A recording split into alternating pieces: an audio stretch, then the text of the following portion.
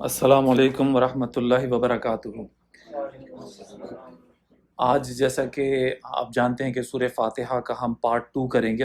Content تو کافی ہے، کوشش میں کروں گا اسی 1 گھنٹے کے اندر مکمل ہو جائے۔ یہاں سے میں آج کے لیکچر کا آغاز کروں گا، اور یہ ایک طریقے سے یہ سلائیڈ میں پہلے دکھا چکا ہوں، لیکن اس کو میں نے ری ڈیزائن کیا چونکہ لاسٹ ٹائم بہت کوئکلی میں آگے چل گیا تھا ٹائم کی وجہ سے۔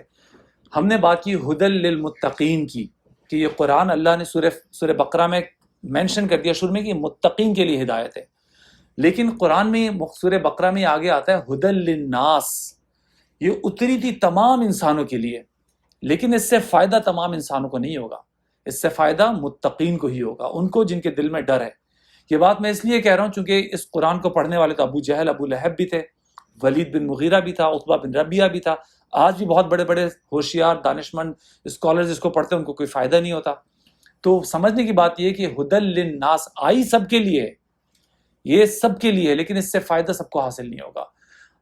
یہ آئی سب کے لیے چونکہ اللہ قرآن میں ایک جگہ کہتا ہے، سورہ روم میں کہتا ہے فطرت اللہ، کہ جتنے انسان پیدا ہوئے تھے فطرت اللہ پہ پیدا ہوئے تھے، التی فطرت الناس علیہا، جتنے انسان، چاہے وہ آج کافر ہیں، چاہے آج وہ منکر ہیں، چاہے آج وہ ایتھیسٹ ہیں، چاہے وہ ایگنوسٹک ہیں، چاہے وہ کوئی بھی ہیں، یہودی ہیں، عیسائی ہیں، ہندو ہیں، آگ کی پرستش کرتے ہیں، یا مومن ہیں، یا متقی ہیں، یا صالحین میں سے ہیں، جو بھی ہیں، سب کے سب پیدا فطرت اللہ پہ ہوئے تھے۔ لیکن پھر یہ ان کا معاشرہ ہے جو ان کو اچھا یا برا بنا دیتا ہے۔ جو لوگ متقی ہوتے ہیں، جن میں اللہ کا ڈر خوف ہوتا ہے، ان کے لیے یہ قرآن فائدہ مند ہوگا، لیکن جو لوگ متقی نہیں ہیں، جن کی فطرت کے اندر آپ دیکھ لیں، جن کی فطرت کے اندر گندگی ہے، جن کے دل کے اندر فی قلوبہم مرض، جن کے دلوں میں بیماری ہے، یا پھر یہ کہہ لیں جو فاسق ہیں، گناہ گار ہیں، ان کے لیے یہی قرآن جو ہدی للناس آیا تھا، یہی قرآن کیا بن جائے گا؟ وما یضل بہ الا الفاسقین۔ اللہ کہتا ہے یضل بہ کثیرا، بہتوں کو یہ یضل بہ کثیرا، بہتوں کو گمراہی دے دیتا ہے، ویہدی بہ کثیرا، بہتوں کو ہدایت دیتا ہے۔ لیکن اسی قرآن سے بہت لوگ گمراہ بھی ہوتے ہیں۔ کون لوگ ہوتے ہیں؟ جو فاسق ہیں۔ یہاں کیا ورڈ آیا؟ متقین کا ورڈ آیا۔ یہ فاسقین اس سے گمراہ ہوں گے۔ ایک اور جگہ آیا، یہ بھی بڑی امپورٹنٹ، سورہ توبہ میں آیا، اللہ کہتا ہے وَمَا الَّذِينَ فِي قُلُوبِهِم مَرَضٌ فَزَادَتْهُمْ رِجْسٌ إِلَىٰ رِجْسِهِمْ، وہ لوگ جن کی دل میں بیماری ہے، گندگی ہے، بیماری ہے، اللہ نے مرض کا لفظ استعمال کیا ہے، فَزَادَتْهُمْ، ان کی گندگی میں اضافہ ہوگا، فَزَادَتْهُمْ رِجْسًا، رجس کہتے ہیں گندگی کو، غلاظت کو، اللہ کہتا ہے ان کی گندگی میں اضافہ ہوگا انہی آیات کی مدد سے، اسی قرآن سے۔ اب یہ سمجھ لیں ورڈ یوز ہوا ہے جن کے دل میں بیماری ہے۔ اب میں cardio vascular, hyper tension, angina, ان کی بات نہیں کر رہا ہوں، دل کی رگیں کمزور ہو گئیں، بلڈ سپلائی میں ان کی بات نہیں کر رہا ہوں۔ اس دل کی بیماریاں اور بھی ہوتی ہیں، تکبر ہے، گھمنڈ ہے، سرکشی ہے، خواہشات نفس اتنی بڑھ گئی ہے، شہوتوں پہ قابو نہیں ہے، گندگی اس کی بات ہو رہی ہے۔ یہ ہے وہ دل کی گندگیاں۔ بظاہر بڑے اچھے کپڑے پہنے، بظاہر بڑی ڈگریاں حاصل کی ہیں، دنیا جہان کے مختلف بڑی بڑی یونیورسٹیز سے حاصل کی ہیں، فٹنس بھی دیکھیں تو سبحان اللہ، کوئی دل کے پرابلم نہیں ہے، ساری ECG صحیح آ رہی ہے، ساری ایکو کارڈیوگراف ٹھیک آ رہی ہے، کوئی بلڈ پریشر نہیں بڑھا ہوا، کوئی سارے لپڈ پروفائل بھی نارمل ہے۔ میں ان کی بات نہیں کر رہا، بات ہو رہی ہے جن کے اندر گھمنڈ ہے، تکبر ہے، یہ ہیں شہوتیں قابو میں نہیں ہیں، یہ لوگ، ان کو اس قرآن سے فائدہ نہیں ہوگا۔ بہت اچھا قرآن نے بیان کر دیا، اور یہ قرآن کا 2 ٹوک فیصلہ ہے، سمجھ لیں اس کو اچھے طریقے سے۔ اگر چاہتے ہیں یہ قرآن آپ کا فائدہ کرے تو اپنی کلینزنگ کریں، ان بیماریوں کو نکالیں اپنے اندر سے، اس کا ٹریٹمنٹ کریں۔ وہ بھی کہاں سے ہوگا؟ اسی قرآن سے ہوگا۔ اللہ کہتا ہے شفاء لما فی الصدور، اس قرآن کے اندر اس دل کی بیماریوں کا علاج ہے، اور یہ زیادہ مہلک بیماری ہے، میں آپ کو بتا دوں۔ دل کی بیماری اتنا بڑا مسئلہ نہیں ہے جتنا بڑا مسئلہ یہ تکبر اور گھمنڈ ہے۔ اچھا، اب یہ چیز رہ گئی تھی لاسٹ ٹائم کہ کچھ بیچ کے لوگ ہوں گے،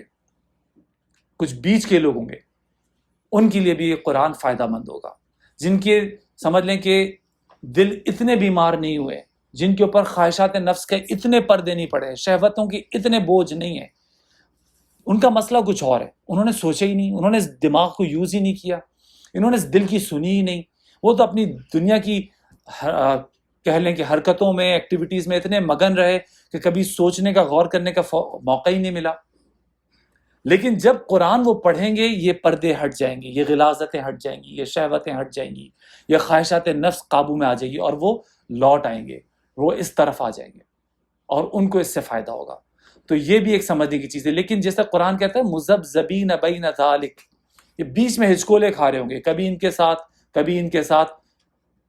لیکن یہ آیت بہرحال قرآن میں منافقین کے لیے آئی ہے. میں بہرحال اس کا ایک ریفرنس دے رہا ہوں یہاں پہ، چونکہ قرآن کا مطلب تو ہر انسان اپنی عقل سوچ کے حساب سے نکال سکتا ہے. لیکن بہرحال میں سمجھ رہا ہوں یہ بیچ کے لوگ ہوتے ہیں جن کو اگر قرآن پڑھیں، غور کریں، انہیں فائدہ ہوگا. اب میں سمجھتا ہوں ہماری آج کے دور میں ایک بڑی تعداد، آپ دیکھیں گے بڑے شریف النفس لوگ ہیں، بڑے اچھے لوگ ہیں، کسی برائی میں بھی نہیں لیکن کسی اچھائی میں بھی نہیں ہے، وہ یہاں پہ آتے ہیں. ان کو میں دعوت دوں گا کہ غور کریں، اپنی عقل کا استعمال کریں. اللہ نے آپ کو عقل دے دی، آپ کو شعور دے دیا، اس کے بعد قرآن بھی بھیج دیا، اور اس کے بعد پچھلی کتابیں بھی بھیج دی، اور رسول بھی بھیج دیا. اللہ نے حجت تمام کر دی. اب آپ یہ مت کہیے گا کہ میرے پاس تو کوئی آئے نہیں دعوت دینے، میں کیا کروں. آپ اللہ کے کٹہرے میں کھڑے ہو جائیں گے، بہت برے طریقے سے حساب دے رہے ہوں گے. تو بہرحال یہ ایک کیٹیگری ہے اور اس کی مثالیں ہمارے پاس. اچھا، یہ اب ہدی للناس کو میں کنیکٹ کیوں کر رہا ہوں اس سورہ فاتحہ سے؟ یہ بھی ایک اہم مقام ہے. آپ کے ذہن میں شاید سوال آ رہا ہو، چونکہ یہاں جو سورہ فاتحہ کی بیچ کی آیت ہے، ایاک نعبد و ایاک نستعین، ایاک نعبد، ہم صرف تیری ہی عبادت کرتے ہیں اور ہم صرف تجھ سے ہی مدد مانگتے ہیں. تو یہ نستعین جب آپ کہیں گے، پڑھیں گے، دعا مانگیں گے، تو پھر یہ ہدایت کے راستے کھلیں گے. یہ جو یہاں پہ بیچ میں کیٹیگری میں ہے، ان کی تب آنکھیں کھلیں گی. اللہ کی ہدایت کوئی معمولی چیز اور یا مفت چیز نہیں ہے، یا فالتو چیز نہیں ہے کہ اللہ آپ کے پیچھے آئے. پہلے آپ کو آنا ہوگا. اللہ کہتا ہے تم چل کے آؤ، میں دوڑ کے آؤں گا، تم بالش بھراؤ، میں ہاتھ بھراؤں گا. تو آپ کو پہلے یہ کوشش کرنی پڑے گی. وہ بہت خوش قسمت لوگ ہوتے ہیں جن کو اللہ چن لیتے ہیں، جیسے نبیوں کو چن لیتے ہیں. لیکن ہمارے آپ کے جیسے لوگ، ان کو کوشش کرنی پڑے گی. آپ توجہ نہیں دیں گے، اللہ بھی آپ کو توجہ نہیں دے گا. آپ اللہ سے منہ پھیریں گے، اللہ آپ سے منہ پھیر لے گا. یہ کوشش والا، نستعین والا پارٹ بہت امپورٹنٹ ہے. ان کو ہی فائدہ ہوگا. اس لیے یہ سب ڈسکشن کرنا ضروری تھا کہ کوشش کریں. اپنا ٹائم نکال کے جو آپ آئیں، سب کے پاس بہت مصروفیات ہیں، کوئی فارغ نہیں بیٹھا، اور شغل میلے بھی بہت ہیں آج کے دور میں. دنیا اس سے پہلے کبھی اتنی حسین، اتنی خوبصورت، اتنی ایکسیسیبل نہیں تھی کہ موبائل فونوں پہ سب کے ہی ہاتھ میں، بچے کے ہاتھ میں. تو بہرحال ان چیزوں سے ٹائم نکال کے، وقت نکال کے، جد و جہد کر کے آپ آئیں گے تو آپ کو فائدہ ہوگا. ورنہ پھر کیا ہوگا؟ معذرت کے ساتھ، بھینس کے آگے بین بجاتے رہو، کچھ سمجھ میں نہیں آئے گا. قرآن پڑھتے رہو، قرآن کے ناظرے کرتے رہو، 5 دن میں قرآن ختم کرتے رہو، رمضان میں 10 قرآن پڑھتے رہو، امام فراری کی اسپیڈ سے پڑھتے رہو، حفظ بھی کر لو، معذرت کے ساتھ فائدہ نہیں پہنچے گا. بلکہ آج کل تو دیکھا یہ گیا کہ جتنا بڑا مولوی ہے اس کے پیچھے اتنا بڑا شیطان لگا ہوا ہے. ایسی ایسی حرکتیں کر رہے ہیں قرآن کے مدرسوں میں بیٹھ کے یا حفظ کر کے کہ مت پوچھیں، چونکہ ان کو فائدہ نہیں ہوگا. لا یمسہ الا المطہرون، لا یمسہ الا المطہرون. اب وہ صرف وضو کر لینے سے، نہا دھونے سے آپ پاک نہیں ہو جائیں گے. اس دل کی گندگی کو نکالنا ہے اور کوشش کرنی ہے، تو پھر فائدہ ہوگا. اس قرآن کو سمجھنے سے فائدہ ہوگا. یہ انتہائی اہم میسج ہے جو کہ فاتحہ میں اللہ نے ہمیں دے دیا. میں نستعین کے ورڈ پہ اور بات کروں گا. بہرحال اب ہم آگے چلتے ہیں اور یہاں سے ہم ورڈ بائی ورڈ اس لیکچر کو لے کے چلیں گے. اب ذرا دل تھام لیں اور ذرا غور کریں. قرآن مجید کا پہلا ورڈ ترتیب مصحف کے اعتبار سے آ رہا ہے. کیا ہے وہ ورڈ؟ الحمدللہ رب العالمین. الحمدللہ یا الحمد، یہ ہے قرآن کا مصحف کے اعتبار سے پہلا ورڈ. ذرا ٹھہر جائیں، سوچیں ذرا. It's a magic word if I would say. انگریزی میں انگریز کہتا ہے thank you is a magic word. سمجھ میں آ جاتی ہے بات. ہم نے کبھی غور ہی نہیں کیا کہ مصحف کا پہلا ورڈ کیا ہے؟ حمد. الحمد. نزول کے حساب سے اقرا، لرن، یہ بھی ایک بہت امپورٹنٹ ورڈ ہے. ہمیں اپنے بچوں کو، بڑوں کو، خود کو اس لرن، اقرا، پڑھنے کو پر غور کرنا چاہیے، علم حاصل کرنا چاہیے. انفارچونیٹلی مسلمان ہی سب سے بڑا جاہل رہ گیا ہے. سارے نوبل ایوارڈز دنیا جہان میں سب جگہ گن ہو رہے ہیں، مسلمانوں میں نام نظر نہیں آتے. ایک زمانہ تھا ہمارا الجبرا، الکیمیا، اب نہیں ہے ہمارا نام. اقرا سے بھی گئے اور چلیں مصحف کے واپس ادھر ہی آ جائیں. الحمد کیا مطلب ہے اس کا؟ الحمد کا کون بتائے گا؟ تمام تعریفیں اللہ کے لیے. بس یہی سمجھنا ہے آج کہ تمام تعریفیں اللہ کے لیے یہ آدھی ڈیفینیشن ہے. اس ورڈ کا پورا مطلب ہے تمام شکر. ال جب آ گیا تو ال کا مطلب ہے تمام، all praises، تمام شکر اور تمام تعریفیں. یہ دونوں چیزوں سے مل کے حمد بنے گا. عربی کے اندر ثنا بھی یوز ہوتا ہے، شکر بھی یوز ہوتا ہے، حمد بھی یوز ہوتا ہے. یہ تینوں ورڈز قرآن میں مختلف مقامات پہ ہیں. ثنا بھی آیا ہے، ثنا کا مطلب ہے تعریف. شکر تو بہت ہی آیا ہے، ہم سب کو پتا ہے، ہمارے اردو کا بھی ورڈ ہے، ایزی ورڈ. اور حمد بھی آیا ہے. لیکن حمد بنتا ہے جب شکر اور تعریف دونوں مل جائیں. تو اس کی آسان ترجمہ ہوگا تمام شکر اور تمام تعریفیں اللہ کے لیے ہی ہیں. اب کوئی اگر چاہے کہ میری تعریف ہو تو اچھی بات نہیں. تمام شکر بلکہ اگر کوئی آپ کی تعریف کریں تو بولیں یہ اللہ کی ہی دین ہے. جیسے کہ بہادر شاہ ظفر کہتا ہے کہ میں نے پوچھا کیا ہوا وہ آپ کا حسن و شباب. بہادر شاہ ظفر کا شعر ہے، اپنے اسائلم کے دور میں کہتا ہے وہ. میں نے پوچھا کیا ہوا وہ آپ کا حسن و شباب، ہنس کے بولا وہ صنم شان خدا تھی میں نہ تھا. اب تو غلامی کی زندگی گزار رہا ہے، اپنے بادشاہت کا دور یاد کرتا ہے. لوگ کہتے ہیں آپ کے بادشاہت کے دور کو کیا ہوا؟ تو کہتا ہے وہ میرا نہیں تھا، وہ شان خدا تھی. تو اسی طریقے سے تمام شکر اور تمام تعریفیں صرف اللہ کے لیے. یہ ہے اس کا صحیح ورڈ، صحیح مطلب. اب آپ دیکھیں اس کی اور اہمیت آپ کے سامنے واضح ہو جائے گی. حمد سے ہی نکلا ہے احمد، جو رسول اللہ صلی اللہ علیہ وسلم کا، اللہ کے محبوب کا نام. احمد محمد صلی اللہ علیہ وسلم کا دوسرا نام محمد. احمد وہ جو سب سے زیادہ حمد بیان کرے، تعریف بیان کرے، شکر بیان کرے. محمد جس کی جائے، یہ بھی اسی ورڈ سے نکلا ہے، اللہ کا محبوب. آپ try to connect the dots کہ اللہ کس سے شروع کر رہا ہے، اور دیکھیں آپ ختم نبوت کہاں ہو رہی ہے، کیا نام ہے. حامد بھی رسول اللہ صلی اللہ علیہ وسلم کا نام ہے. آپ اور ہم سب حمادون کہلاتے ہیں، امت حمادون. ہمیں تھکنا نہیں چاہیے تعریف کرتے کرتے، شکر ادا کرتے کرتے اللہ کی. امت محمدی ہیں ہم، حمادون کہلاتے ہیں. مقام محمودہ، رسول اسلم قیامت کے دن مقام محمودہ پہ فائز ہوں گے. حمد یہ بہت امپورٹنٹ ہے، آپ اس کی اہمیت دیکھ لیں. اور جب بات آتی ہے شکر کی تو یہ بڑی اہم آیت ہے. اللہ تعالیٰ قرآن میں کہتا ہے لَإِن شَكَرْتُمْ لَأَزِيدَنَّكُمْ، اگر تم شکر ادا کرو میں تمہیں بڑھا دوں گا. لَإِن شَكَرْتُمْ، شکر کا ورڈ آ رہا ہے، لَأَزِيدَنَّكُمْ میں تمہیں بڑھا دوں گا. لیکن اس کا آگے کا بھی سنیں، فلپ سائڈ بھی سنیں، وہ زیادہ خطرناک ہے. وَلَئِن كَفَرْتُمْ، اور اگر تم نے کفران نعمت کیا، کفر کیا. إِنَّ عَذَابِي لَشَدِيدٌ، اللہ سیدھا تھرڈ ڈگری کی بات کرتا ہے کہ میرا عذاب بہت شدید ہے. اگر قرآن کو آپ پڑھیں، غور کریں اس پہ، اللہ کہیں کہتا ہے میں ان سے بات نہیں کروں گا، میں ان سے پسند نہیں کرتا، میں ان کی طرف دیکھتا نہیں ہوں، میں ان کی سنوں گا نہیں. لیکن یہاں اللہ سیدھا تھرڈ ڈگری عذاب کی بات کر رہا ہے کہ اگر تم نے کفران نعمت کیا، کفر کیا، شکر نہیں کیا تو سیدھا عذاب ہے، اور سخت عذاب ہے، شدید عذاب شدید. اور یہاں دوبارہ آ جائیں ان شکرتم پہ آ جائیں. شکرتم، شکر اگر تم ادا کرو.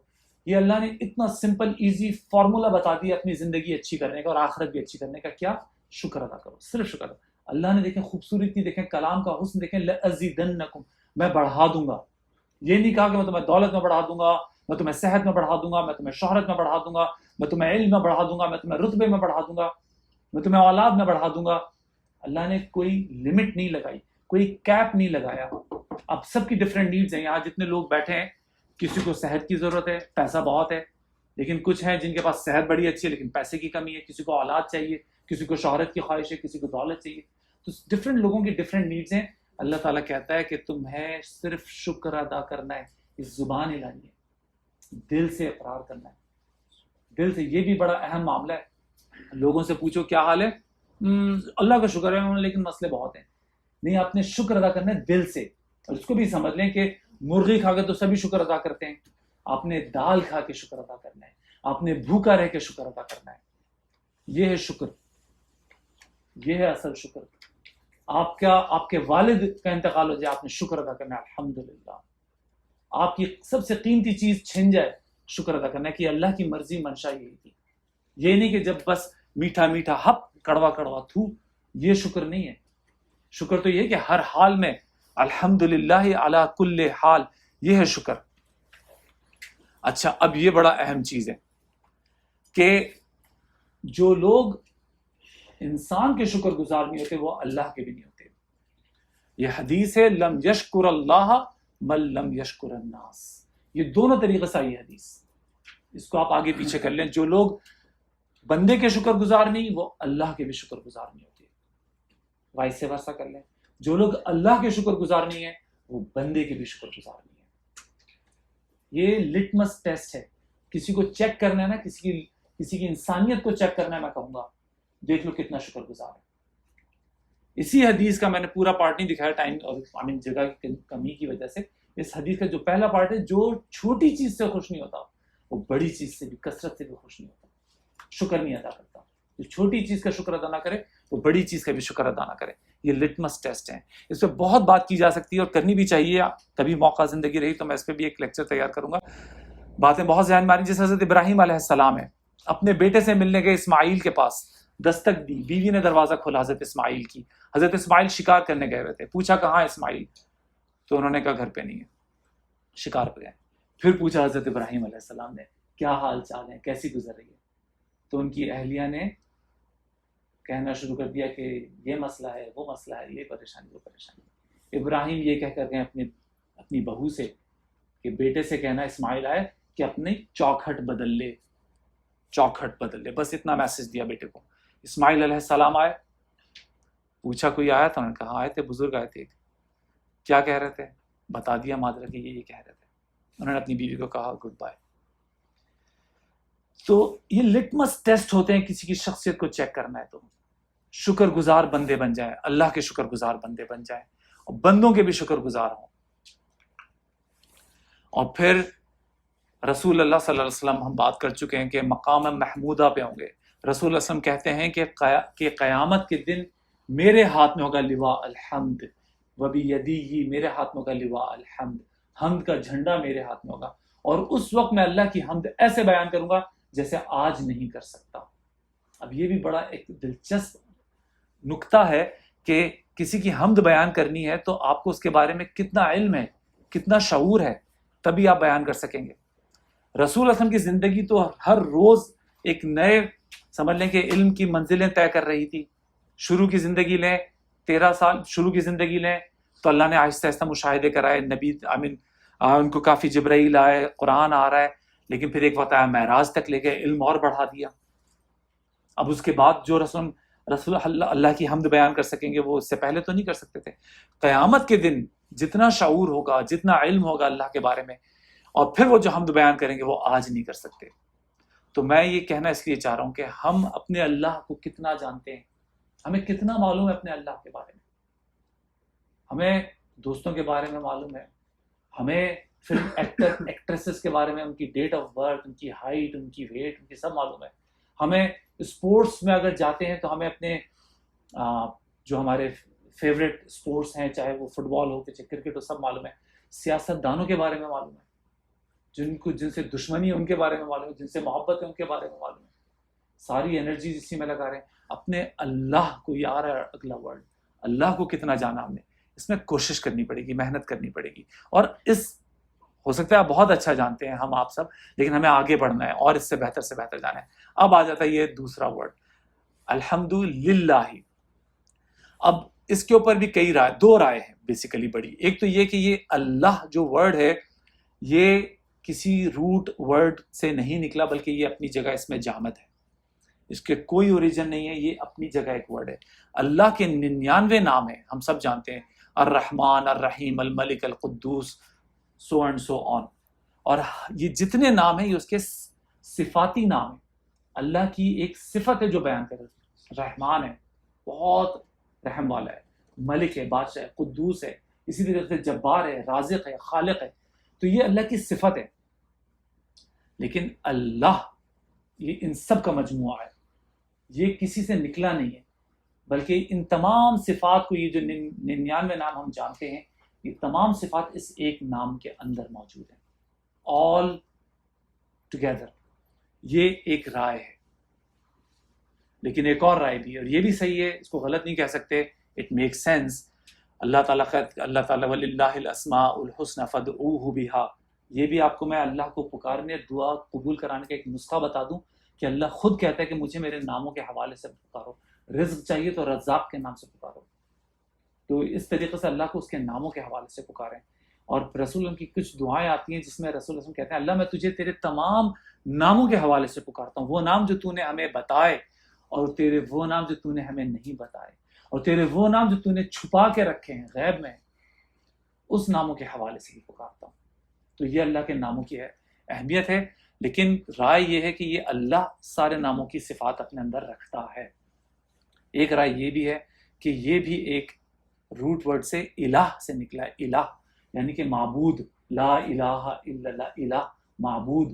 اور معبود کے اندر جب ال لگایا، جیسے الرحمن، الرحیم، القدوس، الملک، اس طرح سے الہ کے اندر جب آپ نے ال لگایا تو یہ لام جوائن ہو گیا اور الف ڈراپ ہو گیا، سائلنٹ ہو گیا، اللہ بن گیا.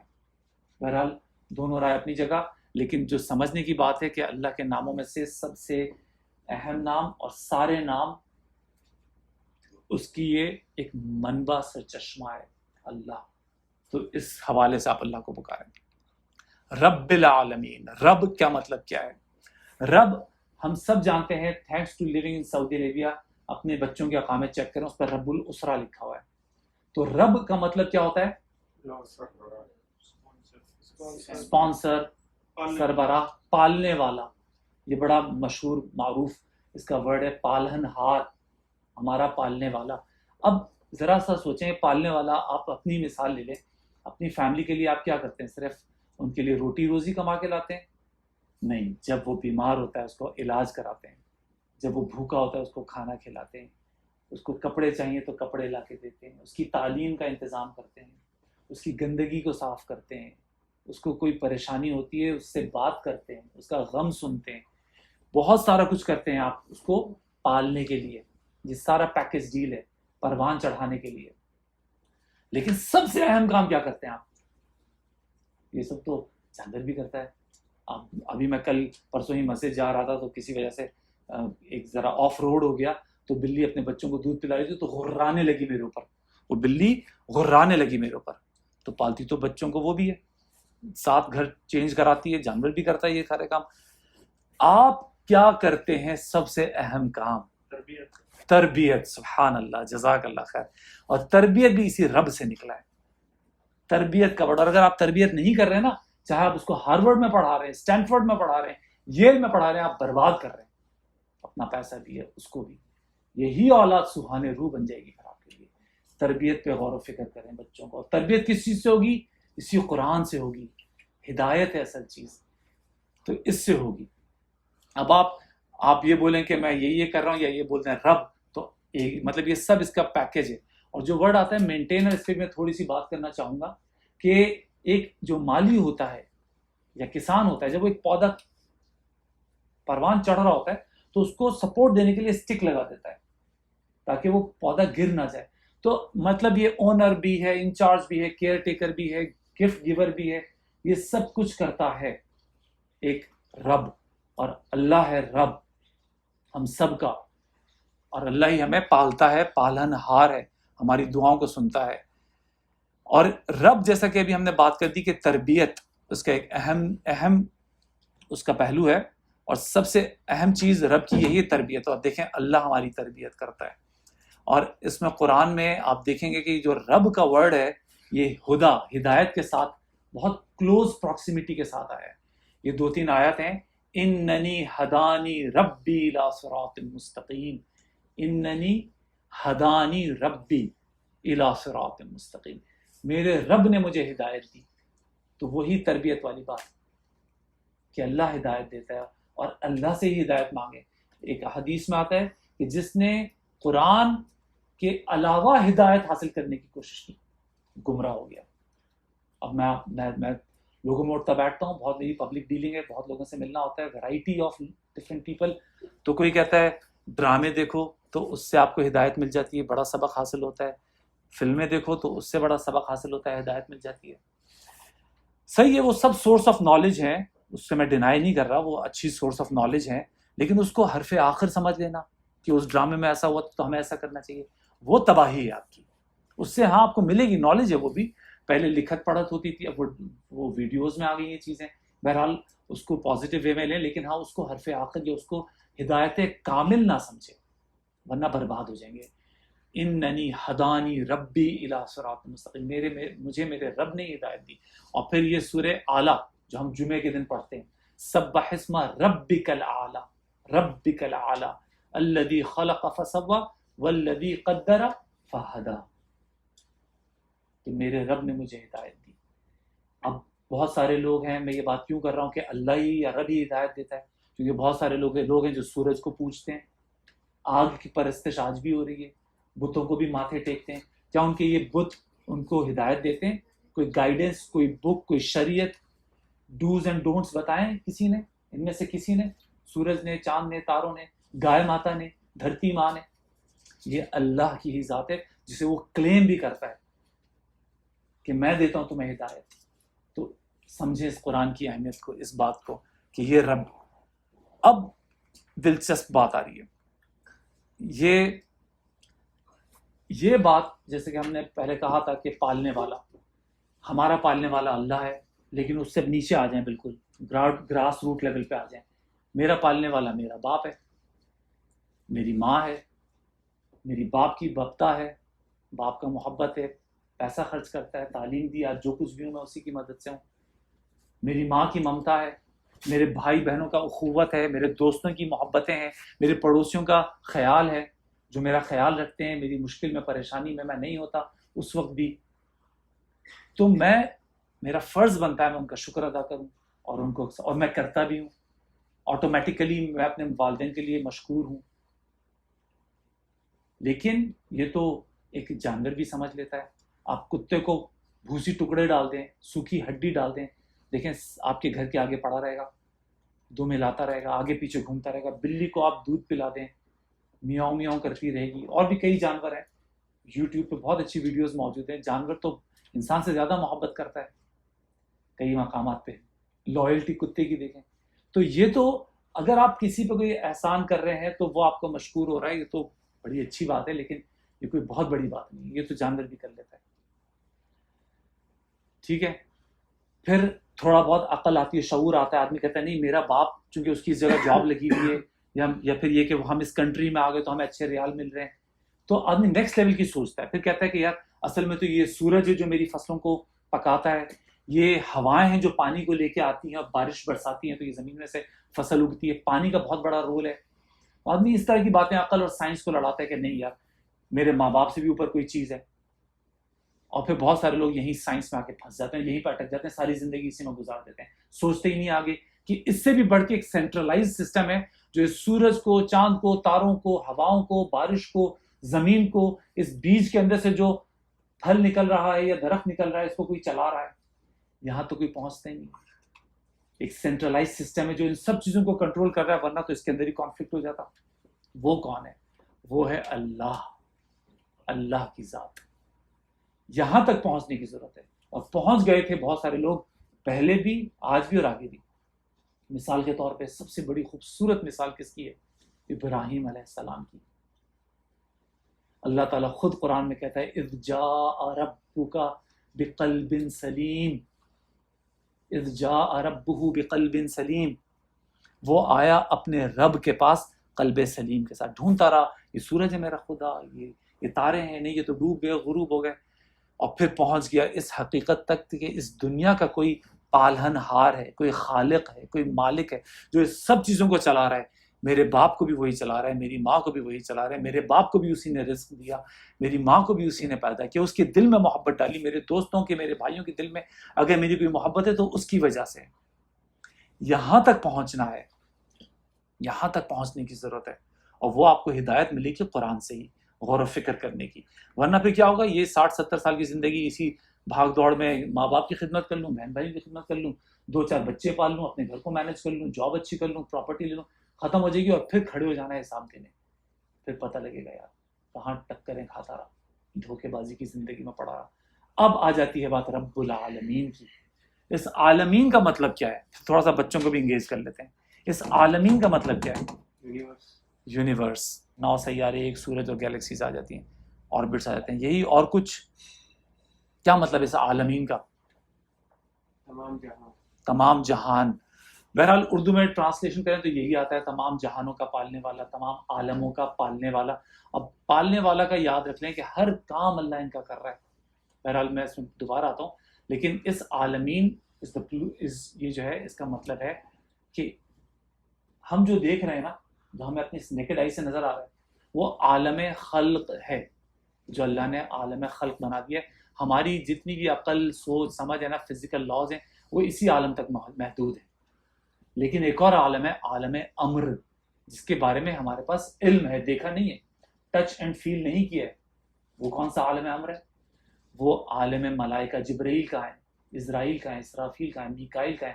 اتنے ہزاروں کروڑوں فرشتے ہیں، گنتی نہیں کر سکتے. ہم آسمان پھٹا جاتا ہے، کہاں ہے وہ فرشتے؟ عالم ملائکہ ہے. عالم ارواح، قرآن میں اللہ کہتا ہے جب میں نے آدم بنائے انہی کی پشت سے ساری انسانیت کی روحیں بنا دی. مطلب جو میرے بعد بھی آئیں گے یا جو مجھ سے پہلے ہیں، وہ سب روحیں بہت پہلے، ہزاروں سالوں پہلے تیار تھی اور کہیں محفوظ ہیں. وہ ہے عالم ارواح، آتی رہیں گی تا قیامت. کہاں ہے وہ؟ ہے کہیں. عالم برزخ، جو مر گئے، کہاں ہے ان کی روحیں؟ عالم برزخ میں ہے. عالم آخرت، یہ سب عالم آخرت کی ہی باتیں ہو رہی ہیں. تو ایک پوری دنیا پیرالل چل رہی ہے، جس میں ہمیں پتہ آیت الکرسی بھی ہے، اور اللہ کا عرش بھی ہے، اور جنت بھی ہے، میزان بھی آئے گا. وہ سب عالم. اور اس کے علاوہ ایک اور عالم ہے جو ہماری آنکھوں کے سامنے، پلانٹ ورلڈ، پلانٹ کنگڈم، عالم نباتات، عالم حیوانات. یہ سب چیزیں، ان سب کا پالنے والا کون ہے؟ اللہ. ہمیں تو اپنے چند بچوں کو کھانا کھلانا مشکل ہو جاتا ہے. اللہ کو دیکھیں، ان سب کے اندر جو مخلوقات رہ رہی ہیں ان سب کو پال رہا ہے. یہ ہے اس کا عالمین کا مطلب. یہ عالم اور ان کے اندر جتنے بھی ہیں ان سب کا پالنے والا. فرشتے ہیں، ہماری عقل پہنچ نہیں سکتی. جن ہیں، وہ بھی تو کھاتے پیتے ہیں. لائن ہے، 20 سے 21 کلو گوشت کھاتا ہے روزانہ. ویل ہے، ٹنوں کے حساب سے گوشت کھاتی ہے. سب کو کھلا رہا ہے اللہ تعالیٰ. بلبل ہے، چڑیا ہے، اس کے گھر میں تو فریج فریزر نہیں ہوتے. روزانہ نکلتی ہے، اپنی معاش تلاش کرتی ہے، اور بھوکے پیٹ نہیں آتی، سیر ہو کے آتی ہے. ان سب کو کھلا رہا ہے. اللہ نے موسیٰ سے کہا موسیٰ مارو اپنا عصا اس پتھر پہ. پتھر چٹان ٹوٹ گئی. پھر مارو، پھر ٹوٹ گئی، پھر مارو، پھر ٹوٹ گئی. آخر میں جا کے اس میں سے ایک کیڑا نکلا اور اس کے منہ میں پتا تھا ہرا. اللہ نے کہا موسیٰ جب میں اس کیڑے کو پتھر کے اندر کھلا سکتا ہوں تو کیا تمہیں نہیں کھلا سکتا، یا ان لوگوں کو نہیں کھلا سکتا؟ ہم گھبرا جاتے ہیں کہ یار بچوں کو کیسے کھلائیں گے. گھبرانے کی کوئی بات نہیں ہے، پریشان ہونے کی کوئی بات نہیں ہے. آپ نے تھوڑی پیدا کی ہے، تو اللہ کی دین. یہی کھلائے گا، یہی پالے گا. صرف کھلاتا نہیں، پالتا ہے. آگے بھی ہم دیکھیں گے. اللہ کہتا ہے وَنَحْنُ نَرْزُقُكُمْ وَإِيَّاهُمْ وَمَا تَقْتُلُوا أَوْلَادُكُمْ مِنْ إِمْلَاقٍ. آیت کا پہلا حصہ یہ ہے وَمَا تَقْتُلُوا أَوْلَادُكُمْ مِنْ إِمْلَاقٍ. اپنی اولاد کو قتل مت کرو بھوک کے خوف سے. وَنَحْنُ نَرْزُقُكُمْ وَإِيَّاهُمْ. تم کو بھی ہم کھلا رہے ہیں، ان کو بھی ہم کھلائیں گے. تم کیا سمجھ رہے ہو تم خود کھا رہے ہو؟ تم کیا سمجھ رہے ہو تم کما رہے ہو؟ ہم کھلا رہے ہیں تمہیں. ہم سے زیادہ خوبصورت، ہم سے زیادہ طاقتور، ہم سے زیادہ تعلیم یافتہ لوگ جوتے چٹ کھا رہے ہیں. دیکھیں اللہ ہمیں نہیں کھلا. وَنَحْنُ نَرْزُقُكُمْ وَإِيَّاهُمْ. تو یہاں ہے، یہ ہے وہ رب العالمین. ہماری اوقات کیا ہے ذرا دیکھیں، ریسرچ کریں. لیس دین اے ڈاٹ ایون. اتنی بڑی کائنات ہے اللہ کی، اتنے عالم جن کو کھلا پلا رہا ہے. تو یہ ہے الحمدللہ رب العالمین. تمام شکر اور تعریفیں اللہ کے لیے جو تمام جہانوں کا پالنے والا ہے. اب آ گیا دوسری آیت، الرحمن الرحیم. الرحمن الرحیم، رحم، یہ دونوں ورڈز، ان دونوں اللہ کے جو نام ہیں اس کا روٹ ورڈ رحم ہے. دونوں ایک ہی روٹ ورڈ سے نکلے. بڑا خوبصورت ہے یہ مقام بھی، میں سمجھتا ہوں. رحم، رحم کیا ہوتا ہے؟ رحم مادر، وارم آف اے مدر، جہاں بچہ پرورش پاتا ہے 9 مہینے. Big time period. اور ہوتا کیا ہے، بہت ہی جسے کہتے ہیں نا کہ وہ ایک سیل سے شروع ہوتا ہے، پھر وہ پورا پروان چڑھتا ہے جس میں پورے آرگنز اور سارا کچھ اس کا ڈیولپ ہوتا ہے. اور اللہ کہتا ہے یہ رحم. اب اس رحم کی کیا بیوٹی ہے؟ بظاہر یہ ایک صنف نازک کے جسم کے اندر ایک چھوٹا سا پیٹ ہے، لیکن اتنا اسٹرانگ اللہ نے اس کو بنایا ہے کہ شاک ایبزاربر اس کے اندر ہے کہ جھٹکے لگیں چوٹ لگے تو برداشت کرتا ہے. اس کے اندر بچہ پرورش پاتا ہے، اور اللہ اس کی پیدائش، آپ ذرا سمجھنے کی کوشش کریں کہ ہم تو پیدا ہونے کے بعد سے پریشان، اللہ تو پیدا ہونے سے پہلے سے سارے انتظامات کیے ہوئے. اس کو کھانا وہیں سے ملتا ہے، اس کو پانی وہیں سے ملتا ہے، اس کو آکسیجن وہیں سے ملتی ہے. اب ایکسٹرنل انوائرمنٹ پہ ایکسپوز نہیں ہے، اس کے لنگز ابھی کام نہیں کر رہے، لیکن آکسیجن آ رہی ہے پلیسنٹا کے ذریعے. وہیں پہ وہ اپنا فیکل میٹر اور یورین پاس کرتا ہے، وہیں سے اس کی کلیننگ بھی ہو جاتی ہے. میکونیم کہتے ہیں جو فیکل میٹر وہ پاس کرتا ہے، وہیں پہ اس کی کلیننگ ہو رہی ہے. ٹمپریچر کنٹرول ہے. اور اس سارے دوران، اس سارے ٹائم پیریڈ میں بچہ اپنی ماں کو تکلیف دیتا ہے، صرف تکلیف دیتا ہے. ماں کو الٹی آ رہی ہے، نوزیا ہو رہا ہے، وامٹنگ ہو رہی ہے، درد ہو رہے ہیں، بیک پین ہو رہے ہیں. وحن علی وحن، اللہ کہتا ہے بوجھ ہے یہ اور تکلیف دیتا ہے، لیکن وہ کوئی زبان پہ شکایت نہیں، وہ صرف دیے جا رہی ہے، صرف کیے جا رہی ہے. تو یہ ہے رحم مادر کی خوبی کہ ہم بھی اللہ کی نافرمانیاں کرتے ہیں، گناہ کرتے ہیں، کہنا نہیں مانتے، اللہ پھر بھی ہمیں دیتا ہے اس دنیا کے اندر اور دیتا رہے گا. اللہ نے کہا رحمان ہے وہ. تو یہ ورڈ نکلا ہے رحم سے. اب رحمان پہ غور کر لیں. رحمان اور رحیم ان دونوں پہ ہم بات کریں گے، لیکن پہلے رحمان یہ جو ورڈ ہے یہ سپرلیٹو ڈگری ہے. رحم بیسیکلی دونوں ورڈز کا ایک ہی مطلب ہے، مرسیفل. رحمان کا بھی یہ مطلب ہے رحم کرنے والا، رحیم کا بھی یہی مطلب ہے رحم کرنے والا، لیکن دونوں میں ڈفرینسز بھی ہیں. ایک ہی مطلب ہے لیکن ڈفرینسز بھی ہیں. رحمان نکلا ہے ایک سپرلیٹو ڈگری، جیسے کہ عطش ہے، پیاس، عطشان مجھے بہت پیاس لگی، جوان بہت زیادہ بھوک ہے، تعب تھکا ہوا، تعبان بہت تھکا ہوا، زال غصہ ہوں، زالان بہت زیادہ غصہ ہوں، شیب بوڑھا ہوں، شیبان بہت زیادہ بوڑھا ہوں. تو یہ طوفان، یہ وہ ورڈ ہے، شیطان، یہ سب ورڈ سپرلیٹو ڈگریز ہیں. اور رحمان انتہائی رحم والا، ایکسٹریم. اس ورڈ کی جو یونیکنیس ہے وہ یہ کہ رحمان ایکسٹریم، انتہائی رحم والا. لیکن ساتھ میں رحمان، اب آپ اس کی تھوڑی سی اس ورڈ کی جو لمیٹیشن ہے وہ سمجھ لیں. لمیٹیشن یہ ہے کہ آپ کو بہت پیاس لگے گی، عطشان، آپ نے پانی پیا، پیاس بجھ گئی، صحیح ہو گیا. تعبان، بہت تھکے ہوئے تھے، سو گئے، آپ کی نیند پوری ہوگی، تھکن اتر گئی، اب تعبان نہیں رہا. غصہ تھا، غصہ بھی ٹھنڈا ہو گیا.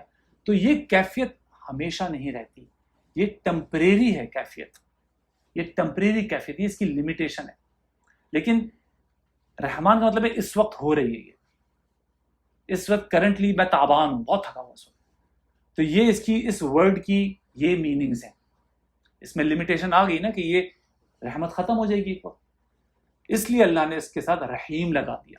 رحیم میں وہ ایکسٹریمزم نہیں ہے، وہ شدت نہیں ہے، لیکن کانٹینیوٹی ہے، کنسسٹنسی ہے، پرماننٹ ہے، ختم نہیں ہوگا، لا دوام ہے، اس کا کوئی دوام نہیں ہے، یہ کانٹینیوس ہے، ہمیشہ ہمیشہ ہے. اور اس کی ایک اور لمیٹیشن یہ ہے ورڈ کی کہ ناٹ ہیپننگ. تو اس کی جو اسٹرینتھ تھی اور اس کی جو لمیٹیشن، دونوں ایک دوسرے کو سپلیمنٹ کر رہی ہیں.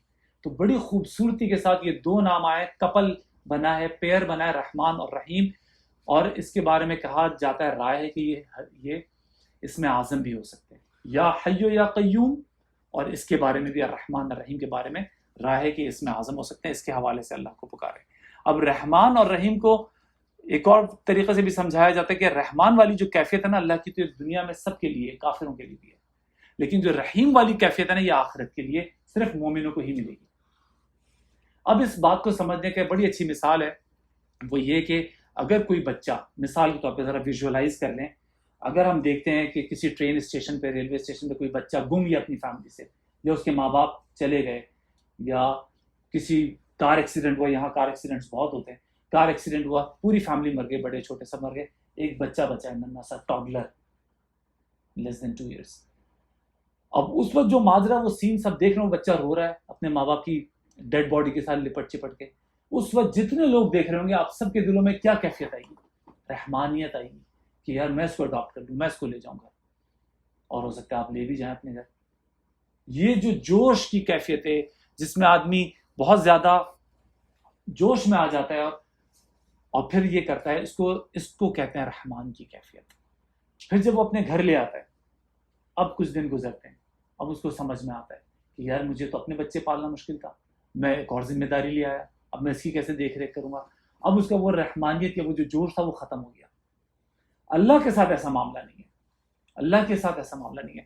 اللہ رحمان بھی ہے اور اللہ رحیم بھی ہے، اور ایٹ دا سیم ٹائم ہے، ہر وقت ہے۔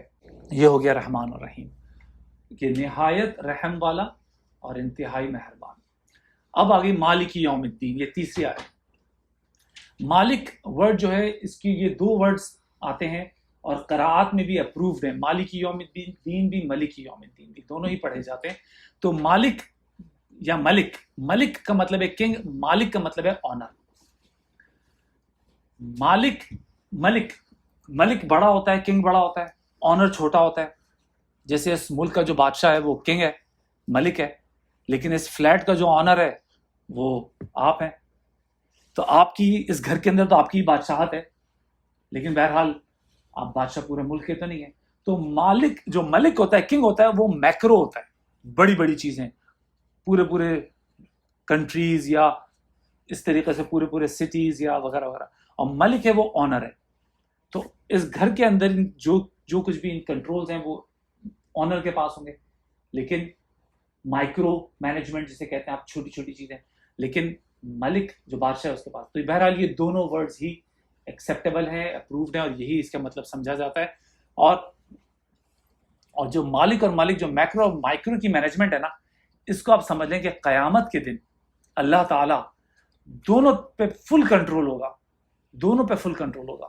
وہ اس طریقے سے سورہ کہف کی جو آیت آتی ہے کہ جب ہمارا نامہ اعمال ہمارے سامنے اس دن دیا جائے گا تو ہم اپنے ہاتھ پیچھے کر لیں گے اور بے ساختہ نکلے گی ہمارے منہ سے یہ بات۔ یہ فیوچر کے بارے میں قرآن بتا رہا ہے، یہی کریں گے ہم سب لوگ، سمجھ لیں یہی ہونے والا ہے۔ اگر غور نہیں کیا تو اب کر لیں، تیاری کر لیں۔ تو اللہ کہے، ہم لوگ یہ کہیں گے ما لہذا الکتاب لا یغادر صغیرۃ ولا کبیرہ، یہ کیسی کتاب ہے، یہ کیسا ریکارڈ ہے۔ ما لہذا الکتاب لا یغادر صغیرۃ ولا کبیرہ، چھوٹے سے چھوٹی مائنیوٹ ڈیٹیلز بھی مینشنڈ ہیں اور بڑی سے بڑی بات بھی اس میں مینشن ہے، کچھ چھپا ہوا نہیں ہوگا، ہم حیران پریشان ہو جائیں گے۔ تو اللہ بادشاہ بھی ہے، اللہ آنر بھی ہے، مالک بھی ہے اور ملک بھی ہے۔ یہ اللہ کی ایک طریقے سے آپ تیسری آیت میں اللہ کی پاور بیان کرنے جا رہے ہیں، جو لگتا ہے نا ہمیں مجدنی عبدی، اب یہ اللہ کی پاور بیان ہونے کا وقت آ گیا ہے۔ یوم الدین، یوم دن کو بھی کہتے ہیں اور ایرا کو بھی کہتے ہیں۔ یوم الدین، دین آپ کو پتہ ہے جزا اور سزا کا دن، بدلے کا دن، بلکہ کہا جائے بدلے کا دن۔ اس میں بدلہ ملے گا، نیکی کریں گے تو اس نیکی کی جزا ملے گی، بدی کی ہوگی تو اس کی سزا ملے گی۔ تو ججمنٹ ڈے، اور یہ ایک اس لیے چھوٹا سا جملہ ہے لیکن بہت پاورفل ہے۔ وہ اس لیے کہ یہاں تو ہم لوگ یہ سمجھتے ہیں نا کہ اس کنٹری کا سب سے بڑا کوئی اور ہے، آفس کا سب سے بڑا کوئی اور ایم ڈی ہے، گھر کا بھی بڑا کوئی اور ہے، اسکول کا بڑا کوئی اور ہے، اور نظر بھی آتا ہے کہ کوئی کلیم کرتا ہے کہ میں دنیا کا سپر پاور ہوں۔ لیکن یہ سب تماشے ہیں، یہ سب ایک 3 گھنٹے کی بالی ووڈ کی یا ہالی ووڈ کی مووی ہے، جسٹ 3 گھنٹے کی۔ کسی کو بادشاہ بنا دیا، کسی کو فقیر بنا دیا، کسی کو غلام بنا دیا، کسی کو آقا بنا دیا، کسی کو 10 بچے دے دیے، کسی کو ایک بھی نہیں دیا، کسی کو کچھ دے دیا، کسی کو کچھ دے دیا۔ لیکن جہاں یہ مووی ختم، سب برابر کھڑے ہوں گے، کوئی اس میں نہ بادشاہ ہے، نہ کوئی غلام ہے، نہ کوئی امیر ہے، نہ کوئی غریب ہے، اور اس وقت ایک ہی بادشاہ ہوگا۔ اور یہ اللہ تعالیٰ بتا رہا ہے کہ بھئی آج تم لوگ کر لو، آج تم لوگ مچا لو، بغاوت کر لو، اس دنیا میں بغاوت کر لو، جس نے جتنی بغاوت کرنی ہے۔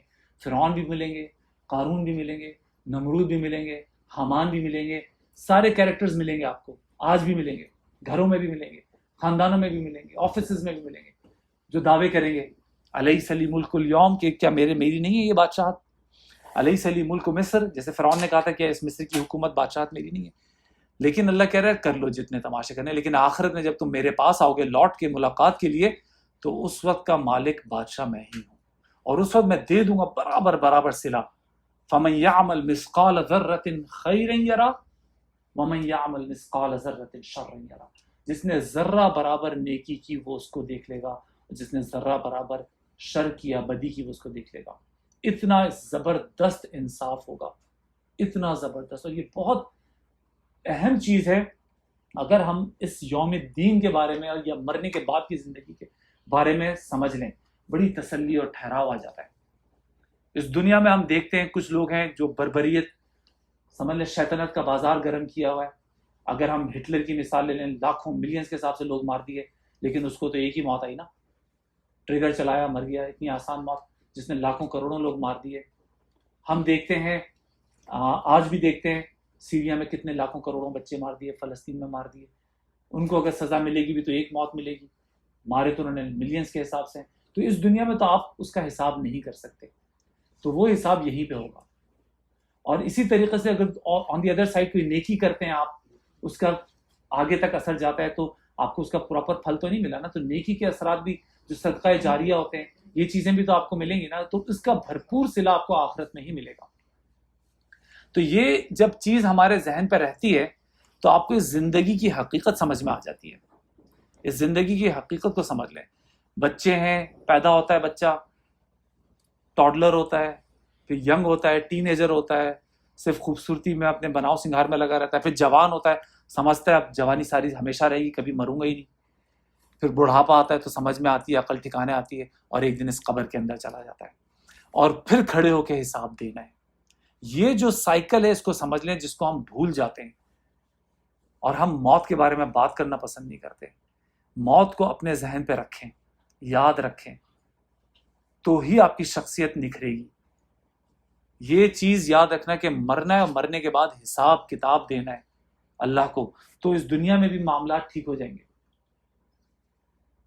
یہ بہت امپورٹنٹ چیز ہے جو ہم بھول جاتے ہیں، اس کو یاد رکھنا۔ حضرت عمر رضی اللہ تعالیٰ عنہ کی کامیابی کا one of the big reason یہ تھا، وہ کہتے ہیں مجھے یہ آخرت کے معاملات کے بارے میں اچھی فہم ہے، اس کی تیاری کرتے تھے۔ ہم تو بس اسی دنیا کی تیاری میں لگے تھے۔ تو یہ یوم دین والی بات، اور یہ دین جو ہے وہ ورڈ نکلا ہے دین سے۔ دین ہوتا ہے ادھار، لین دین، اور آپ کو پتہ ہے کہ یہ گفٹ ہو، ہدیہ ہو، تحفہ ہو، یہ بس دے دیتے ہیں، واپس نہیں لیتے۔ لیکن دین جو ہے نا، ادھار، یہ واپس ملتا ہے آپ کو۔ تو جو کچھ اس دنیا میں کر رہے ہیں نا، اس کا بدلہ ملے گا۔ تو اس وقت کا بادشاہ ہوگا ایک ہی بادشاہ ہوگا۔ اور حدیث میں بڑی خوبصورت طریقے سے آتا ہے، اللہ تعالیٰ جب دنیا کا خاتمہ ہو جائے گا، سب موت کی نیند سو جائیں گے، انسان اور جن، اس کے بعد تمام فرشتوں کو اللہ موت دے دے گا۔ اس کے بعد آخر میں بچیں گے حضرت جبرائیل علیہ السلام۔ اللہ پوچھے گا اور کوئی ہے؟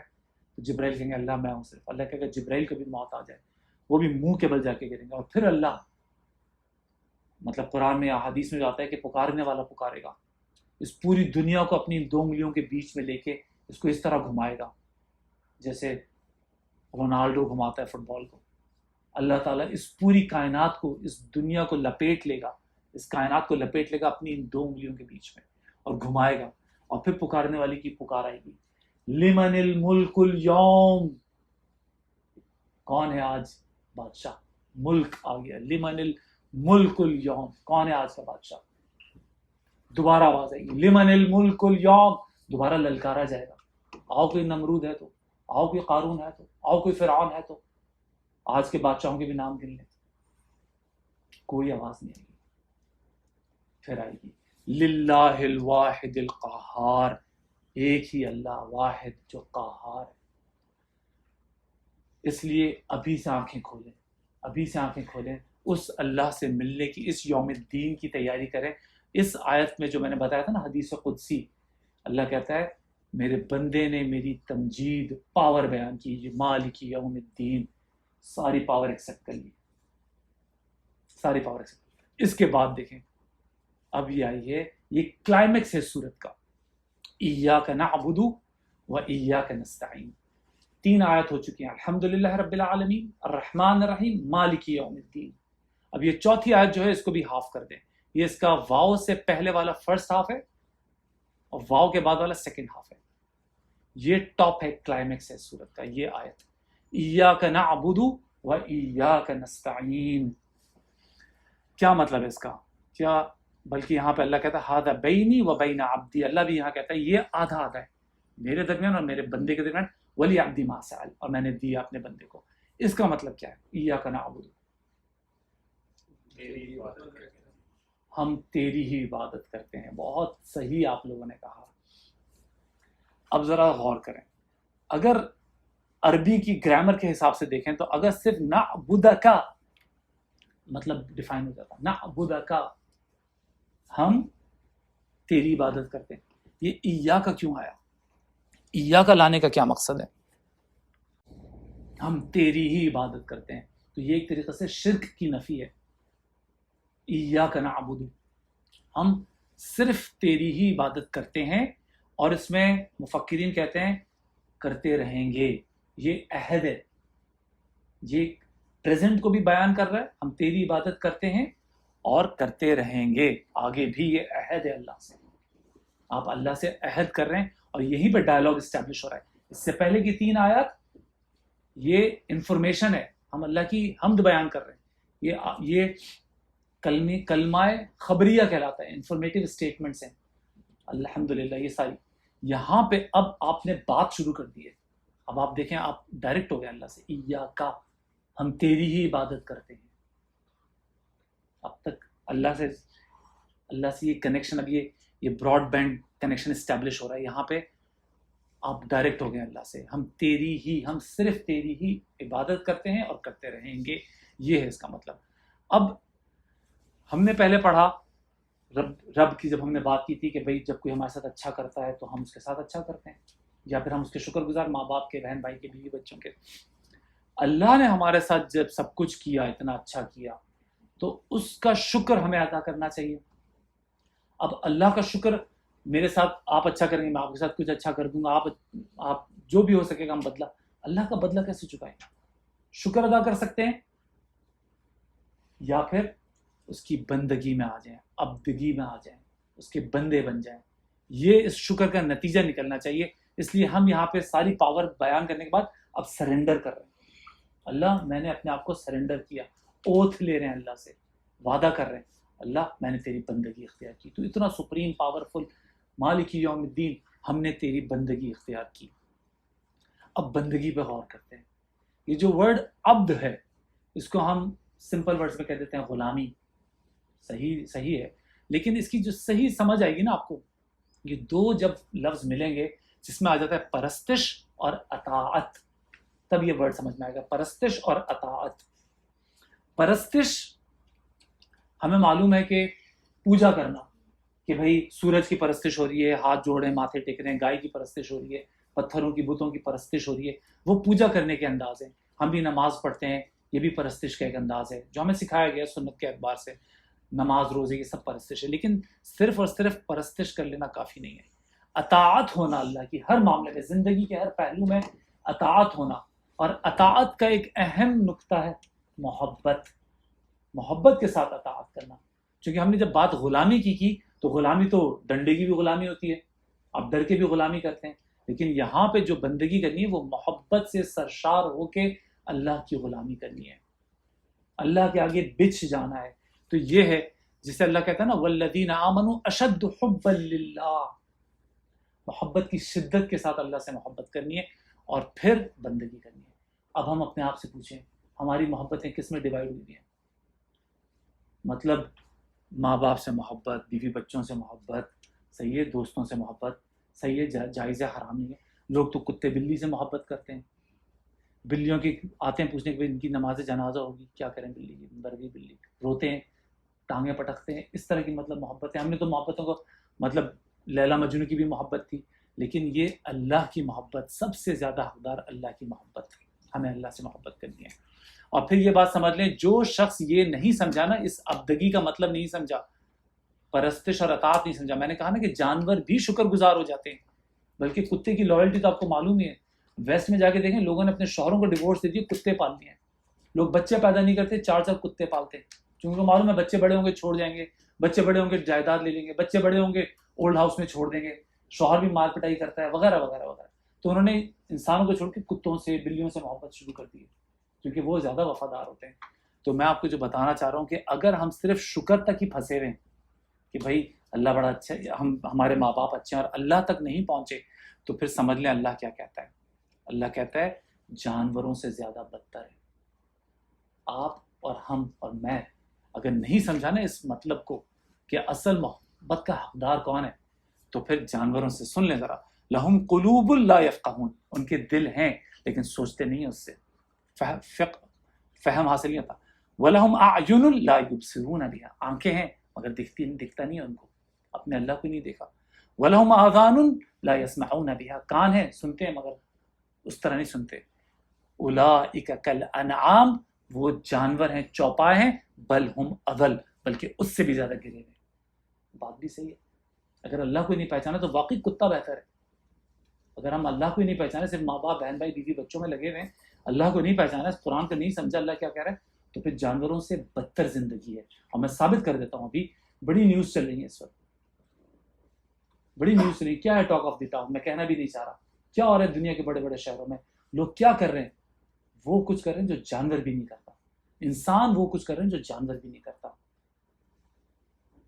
تو انسان جو ہے یہ جانور بن جاتا ہے، بلکہ اس سے بھی زیادہ بدتر. کتنے خوبصورت الفاظ ہیں. نہیں پڑھیں گے قرآن کو تو میں اور آپ بھی نکل جائیں گے اس ڈائریکشن میں، چونکہ یہ حیوانی وجود ہے، یہ لے کے جائے گا. اس قرآن کو پڑھنا پڑے گا، اس سے ہدایت حاصل کرنی ہوگی.